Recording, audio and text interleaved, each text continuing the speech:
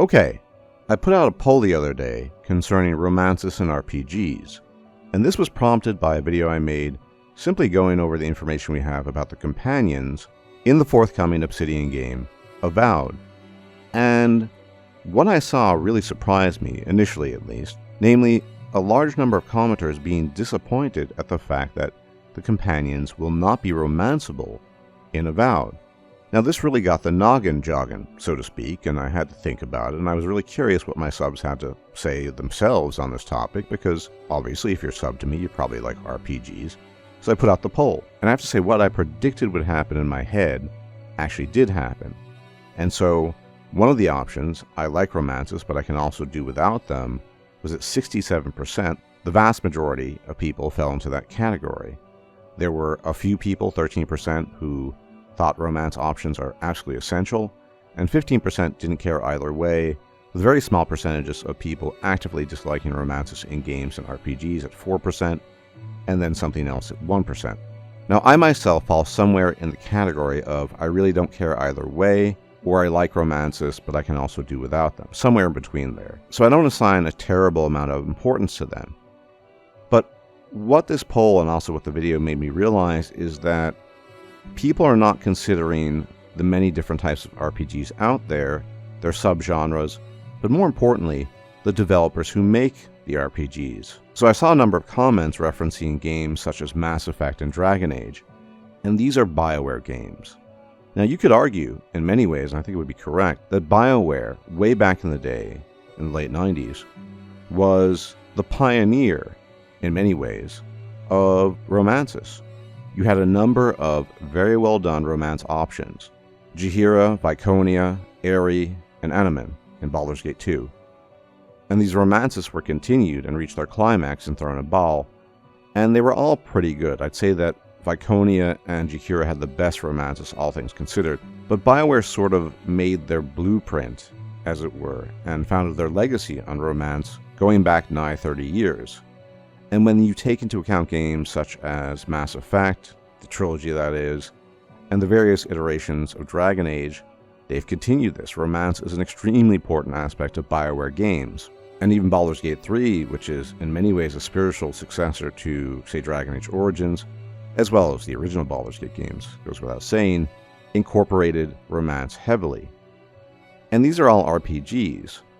But I'd have to say that overall, the type of RPG that Bioware makes is one that is very difficult to imagine without romance, and there are several reasons for this. Take the Mass Effect trilogy, for example.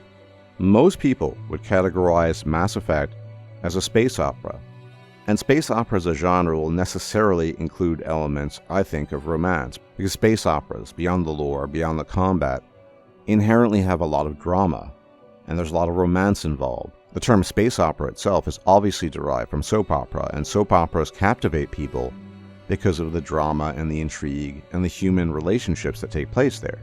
Now, a space opera will have alien relationships as well, but I'd say most of the reasons why people are heavily invested in the Mass Effect trilogy have very little to do necessarily with the lore. The lore is important, it's good, it's interesting, but the relationships you have with your crew, with the aliens or humans of your crew, seem to be much more important and stand out a lot more than the Reapers. The Reapers are kind of a backdrop at the end of the day. On the other hand, your romance with Liara sticks out first and foremost when it comes to what's important in the game, or even your bromance with Garrus, who to this day I think is one of the best companions a bro could ever ask for. So yes, whilst Mass Effect has rich lore and history, that's ultimately not what undergirds the trilogy, or what draws people in. Mass Effect captivates people because of the relationships you have, i.e. because of the space opera elements that are essential to the game. And even though we don't have a technical term for what Dragon Age might be described as, you might as well just call it fantasy opera. It's basically very rich in lore, just like Mass Effect, but the lore is not the main driver of the story. The characters are. Their dramas, their intrigues, the friendships you forge, the romances you engage in. After all, for many people, one of the main drawing points of Solas is not just that he is an ancient, immortal elven god, or perhaps more accurately, an immortal elven mage but rather the romance they had with Solas and the subsequent breakup and pain they felt, as well as the emotional attachment that they built up with Solas over time due to that romance. And going into Dragon Age the Veilguard, many people's main interest is to not just see how it all ends with Solas in terms of his position within the Elven Pantheon and how that all plays out for Thedas, but rather, what is the relationship of the Inquisitor to Solas, or even Rook? And that is, lords and ladies, fantasy opera in a nutshell. The same very much could apply to Baldur's Gate 3. Now, this tradition of fantasy opera is very well preserved and continues in Baldur's Gate 3. Yes, Baldur's Gate 3 has rich lore. It's D&D after all, it's a Forgotten Realms, and the mechanics are very engaging and fun as well. But ultimately, for a lot of people, the sticking point is the companions, and the reactivity, and the romances, and the friendships, and the betrayals, and the journey that you undergo with these companions. So for this reason, I would put Baldur's Gate 3 in the category of fantasy opera. Now, why have I spent so much time talking about space opera and fantasy opera? Well, the reason is pretty simple. For the most part, Obsidian, who are developers who make RPGs, does not delve very heavily into the opera-like elements in their games, with a few exceptions. When you think about New Vegas, when you think about the original Pillars of Eternity, when you think about games such as Icewind Dale, and so on and so forth, rather than the drama between the characters taking front stage with those games, instead, the backdrop of the world, the lore, and the story of the world itself is the main stage. It's like Shakespeare once said, all the world's a stage, and the men and women merely players on it. And that's how Obsidian games are made. So it didn't surprise me at all when I found out that the 4 companions you have in Avowed will not be romanceable, because that's just not Obsidian's style, over the drama of the actual companions. Which is not to say the companions are poorly done. If you think about the companions, for example, in Pillars of Eternity, or in Deadfire, and probably an even better example would be Tyranny, a very short game of maybe 20 to 30 hours.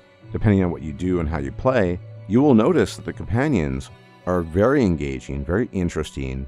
There's a lot of dialogue to be had with them. They have an interesting wrath and favor system, and you can get to know them really well. You can become close with them, and they're great companions. But you cannot romance them. So it's a different type of RPG. Now, there are other elements here, such as budget constraints. Avowed was clearly made on a budget. It is not a AAA production. It's very easy to tell.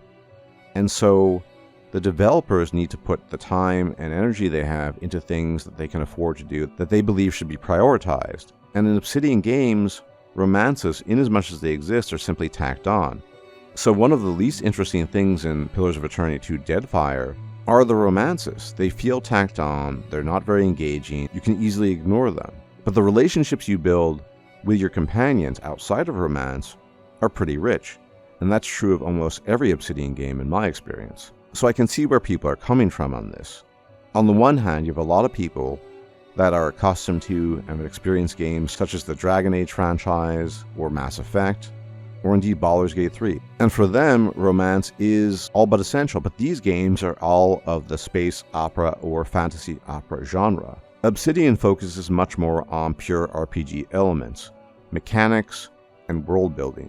And I think that explains very neatly the discrepancy. You cannot go into an Obsidian game hoping you're going to get the same experience as Baldur's Gate 3, or Dragon Age Veilguard, or the Mass Effect trilogy. It's very much a case of apples and oranges, and I don't think that one is necessarily better than the other, but they are different and distinct, and I, for my part, can enjoy both.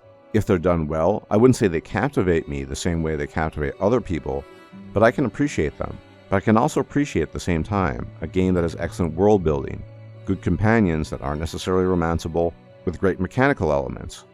And personally, I feel I lose nothing in the process. And of course, there are other categories of RPGs, such as Bethesda games, which are so skeletal at times in terms of their RPG elements that, as many have pointed out, and I point out the same thing here, simply don't have good romances, and it's perfectly fine. Yes, technically you can get married in Skyrim, but it's not exactly a drama-laden, interesting story. It's just another thing you can do in the context of that game. So getting back to Avowed, I'm not at all disappointed with Obsidian not incorporating romances in their game. I'm used to it from Obsidian, and I respect and appreciate what the developers are trying to do with this particular game. It's not Dragon Age or Baldur's Gate 3 or Mass Effect, and that's perfectly fine. I can appreciate different standards of different games, and I hope you can as well. I think Avowed will be a very interesting game, especially true, as I've said multiple times, if you have a background in the Pillars of Eternity universe, more so than others, and I'm looking forward to it. But anyway, let me know in the comment section what you think. I know a lot of you had written down some excellent comments under the poll. So with that, thank you very much for watching. If you like my content, you can leave a like, comment, share, and subscribe, as it really helps out the channel, and I will check you out next time. Take care.